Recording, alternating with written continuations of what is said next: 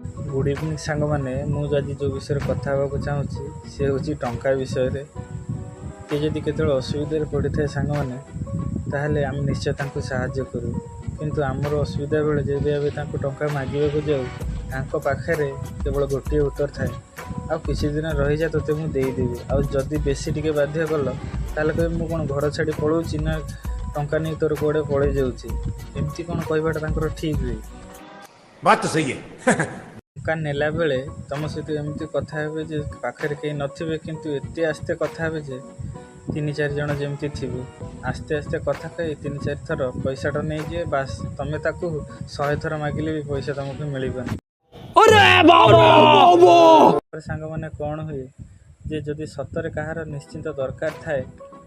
आउ क्या दबाक पैसा टंका पैसा इच्छा हुए कहीं जड़े नहीं कि एमती करे सी करनी बोली माने कौन न था से भल मनीष भी खराब हो जाए खराब मनीष भी भल हो जाए तुम 100 थर तार उपकार करता थे जब तार मना कर दियो ताहले से गोटे थर को मन रखिब 100 थर को भूलीज।